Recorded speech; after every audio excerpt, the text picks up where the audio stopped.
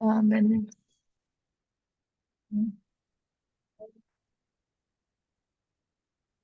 Mulai Nah, teh, jangan.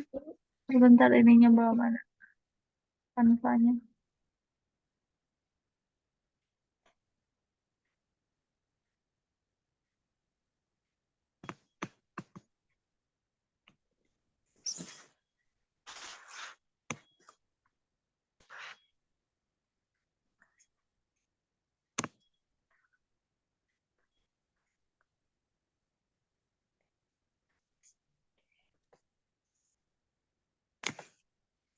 Ada gak, Win?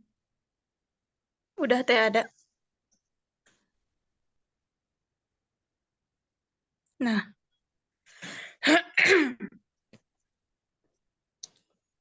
langsung aja teh. Boleh. Baik, Bismillahirrahmanirrahim. Assalamualaikum warahmatullahi wabarakatuh. Waalaikumsalam Selamat warahmatullahi wabarakatuh.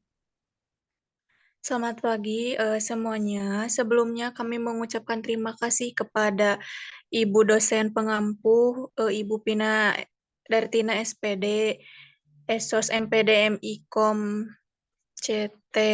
Sebelumnya kami mengucapkan terima kasih kepada teman-teman yang telah eh, sebelumnya aku mengucapkan terima kasih kepada Teip yang udah ada di Meet kali ini. Nah, eh, terima kasih juga kepada Ibu dosen pengampu yang telah memberikan kesempatan bagi kelompok 4 untuk menyampaikan materi pada pagi hari ini. Nah, puji syukur kita hatur subhanahu wa ta'ala dan tidak lupa sholawat serta salam kita curahkan kepada Nabi Muhammad Shallallahu Alaihi Wasallam. Sebelumnya, perkenalkan nama aku Wiwin Wulandari dan bersama rekan saya Asifa Ismi Salis yang akan mempresentasikan materi prinsip teori pendekatan psikoanalisa. Untuk mempersingkat waktu, mari kita buka dengan Bismillah bersama-sama. Bismillahirrahmanirrahim. Langsung saja ke materi yang pertama, saya persilahkan.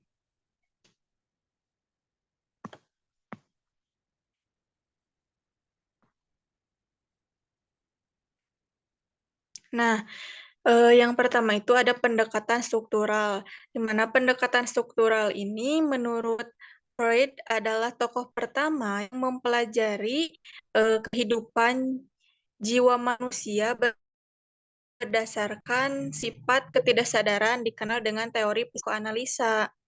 Nah, ini tuh eh, berarti alam kesadarannya dapat diumpamakan sebagai puncak gunung es di tengah laut yang udah dijelasin sama kelompok 1 dan 2 di minggu kemarin.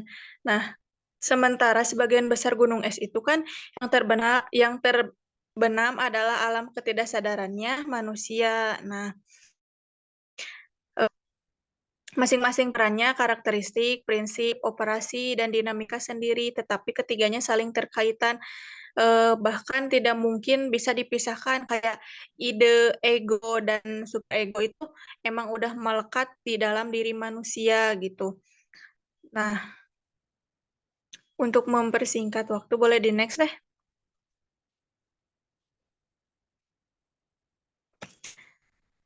Nah, yang tadi aku sebutin itu gak bisa dipisahkan gitu, yang ide, ego, dan superego, di mana ego itu disebut bagian dari jiwa manusia yang mengandung dorongan. Yang tadi ide. Nah, yang sekarang ego itu muncul karena kebutuhan organisme untuk bertransaksi dengan realitas objektif. Contohnya tuh seseorang yang lapar harus mencari atau menemukan makan. Nah, proses ini tuh melibatkan pengenalan dan menyesuaikan antara gambaran dalam pikiran dengan realistis luar. Terus yang super ego itu disebut dengan kesadaran moral. Nah, bagian ini tuh kepribadian yang mengandung standar evaluatif tentang baik atau buruknya. Nah, fungsi ini tuh sebagai pengimbang terhadap dorongan-dorongan tak sadar gitu. Boleh di next teh.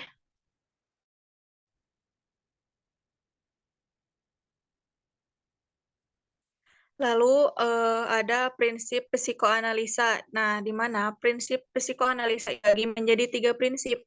Yang pertama ada prinsip konstansi, di mana konstansi ini tuh menyatakan bahwa kondisi psikis manusia cenderung mengalami konflik yang permanen atau tetap. Artinya itu contoh ketegangan atau pertentangan yang menjadi bagian yang tak terpisahkan dari keadaan psikologis manusia secara terus-menerus. Nah, dengan kata lain, manusia itu selalu menghadapi berbagai bentuk konflik gitu atau ketegangan dalam pikiran, perasaan, dan perilaku mereka dalam waktu panjang gitu. Nah, yang kedua ada prinsip kesenangan. Nah, di mana prinsip kesenangan ini menyatakan bahwa manusia itu cenderung untuk menghindari pengalaman yang tidak menyenangkan dan mencari kebanyakan daripada kesedihannya gitu. Nah, ini tuh merupakan tujuan utama dari hidup manusia yaitu mencari kesenangan gitu. Nah, yang ketiga ada prinsip realitas. Nah, ini tuh menyatakan bahwa kesenangan dan kebahagiaan haruslah disesuaikan dengan keadaan yang nyata. Eh, ini tuh artinya bahwa dalam mencari kesenangan atau kebahagiaan, seseorang harus mempertimbangkan konteks dan situasi sungguhnya, bahkan bukan hanya mengikuti keinginan tanpa memperhatikan realitas yang ada, tapi prinsip ini juga mengajarkan pentingnya memahami batasan dan kondisi-kondisi untuk mencapai kebahagiaan. Boleh di next deh.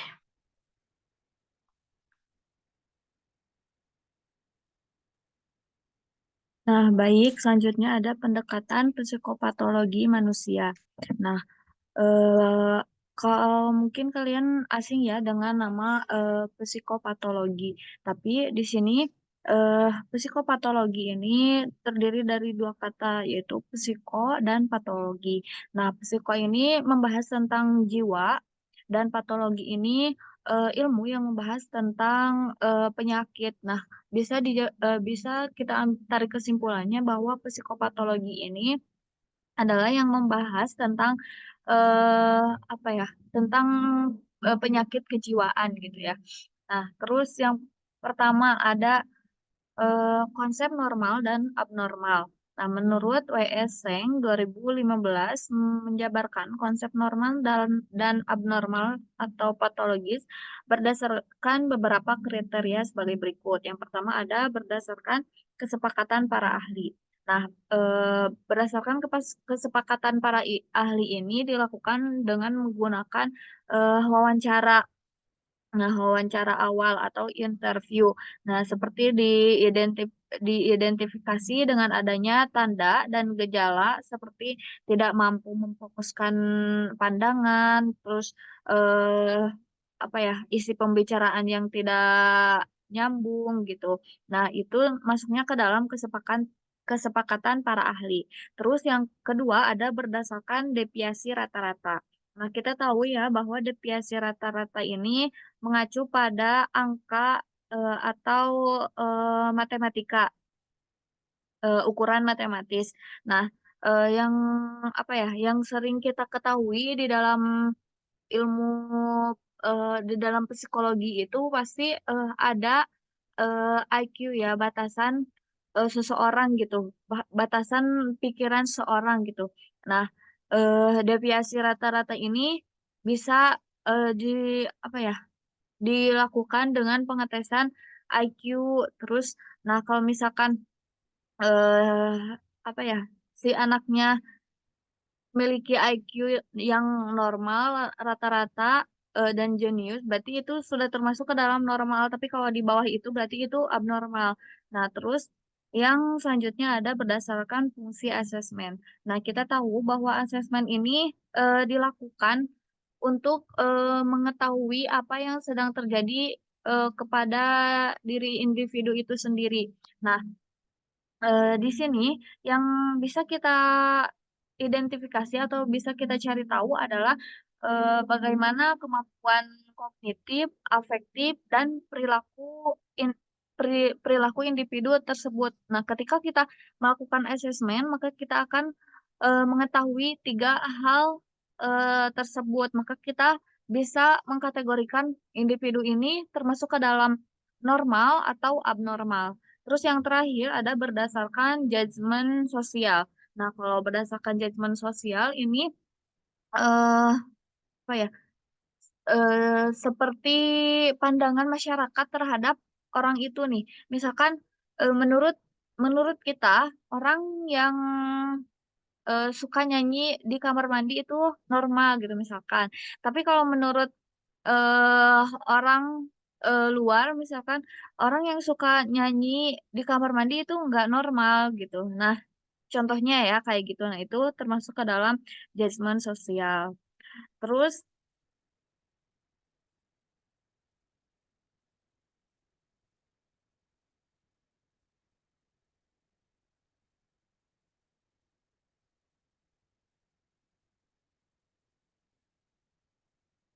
ih, kenapa nggak bisa di-next?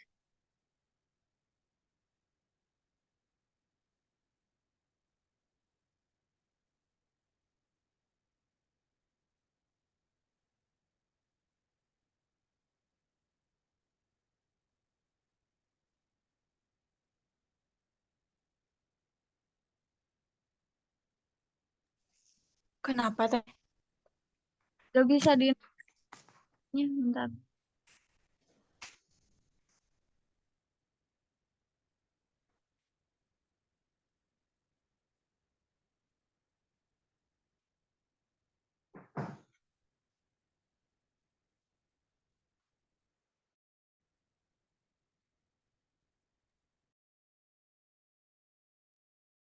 Nah, yang selanjutnya ada batasan antara normal dan abnormal. Nah, di sini, individu yang bisa dikatakan berkepribadian normal adalah individu yang memiliki porsi dominasi id dan superego yang seimbang, dengan ego berfungsi baik dalam mengoperasikan ukuran atau kecemasan yang ditimbulkan oleh superego dan id. Kepribadian yang abnormal abnormal adalah proses psikologis yang terpecah atau gangguan seperti individu dengan kepribadian melankolis akan cenderung memiliki superego yang kuat dan ego yang cenderung lemah. Nah, maksud, dari batasan antara normal dan abnormal di sini adalah ketika kita memiliki ukuran, eee, id dan superego yang seimbang. Begitupun dengan, apa ya, ego ataupun superego yang seimbang. Jadi tidak ada, salah satunya yang terlalu tinggi atau salah satunya yang terlalu lemah itu, nah itu bisa dikatakan, abnormal gitu. Tapi kalau kita memiliki 2 kepribadian atau 2 apa ya, heeh, por 2 porsi dominasi antara id dan, ego yang seimbang atau id dengan super ego yang seimbang itu maka, akan dikatakan dengan normal gitu.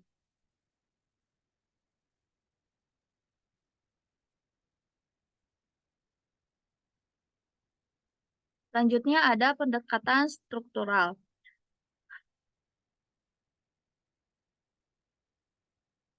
Udah pendekatan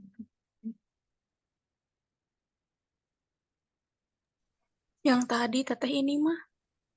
udah ya, Heeh. Tin? Ulangi ke awal. Nah ini. Selanjutnya ada jenis-jenis psipatologi. Nah, jenis-jenis psipatologi ini ada dua. Yang pertama neurosis dan yang kedua psikosis. Apa itu neurosis? Nah, neurosis ini singkatnya adalah unsur kecemasan atau kondisi psikologis yang lemah sehingga individu akan cenderung memaksakan diri untuk berlatih dari gangguan yang dirasa. Neurosis ini berbentuk masalah masalah kejiwaan ringan sehingga efek dan tekanan konflik dan frustasi ataupun tidak mampu dalam menyesuaikan diri dengan lingkungan yang ada. Nah, neurosis ini kalau bisa disimpulkan adalah gangguan jiwa yang tidak terlalu parah, misalkan seperti apa ya, kecemasan gitu, stres. Nah, itu bisa termasuk ke dalam neurosis.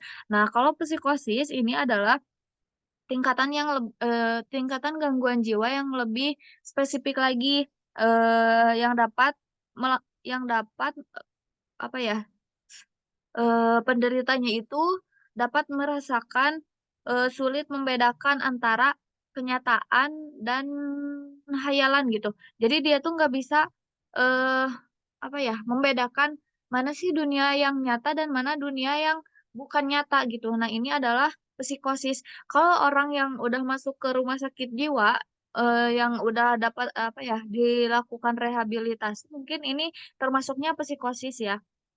Nah, seperti itu. Selanjutnya ada penanganan psikopatologis. Nah, yang pertama, neurosis. Bagaimana kita ketahui tadi bahwa neurosis ini tidak terlalu parah, sehingga dapat ditangani oleh psikologi atau psikolog klinis, konselor, dan psikolog perilaku. Penanganan yang dilakukan untuk menangani gangguan ini dapat berupa komunikasi dua arah, asesmen, dan dapat juga melalui hubungan terapeutik dengan menggunakan teknik konseling psikoterapi.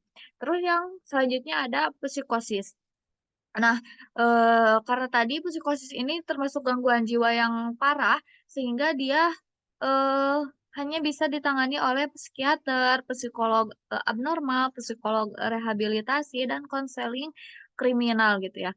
Nah, penanganan yang dilakukan pun biasanya menggunakan media medis seperti obat-obatan, terapi medis, dan bahkan pemberian suntikan insulin terhadap penderitanya. Nah, mungkin itu saya kembalikan kepada moderator. Baik, tadi kita sudah menyimak bersama-sama penyampaian materi dari kelompok kita, kelompok 4 yang cukup luar biasa. Nah, kita buka sesi tanya jawab kepada teman-teman yang ingin bertanya. Untuk itu, alhamdulillah diskusi selesai dan tentunya kita semua berharap apa yang tadi kita sampaikan bisa bermanfaat dan menjadi suatu ilmu pengetahuan yang baru bagi kita semua. Sekian presentasi dari kita. Terima kasih dan mohon maaf apabila ada kesalahan dalam ucap atau kata yang kami ucapkan. Wabillahi taufiq wal hidayah. Wassalamualaikum warahmatullahi wabarakatuh. Waalaikumsalam warahmatullahi wabarakatuh.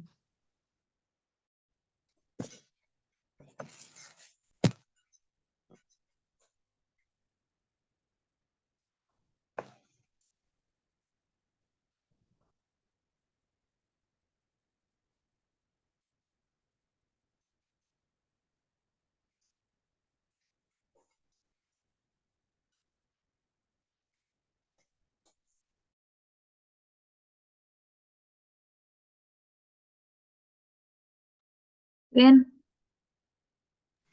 Kenapa, Teteh? Gak bisa uploadnya di-save? sama Wiwin. Bisa. Apa? Upload?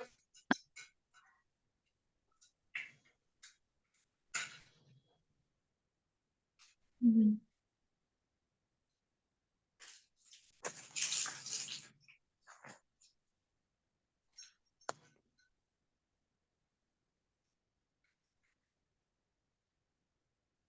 Nah,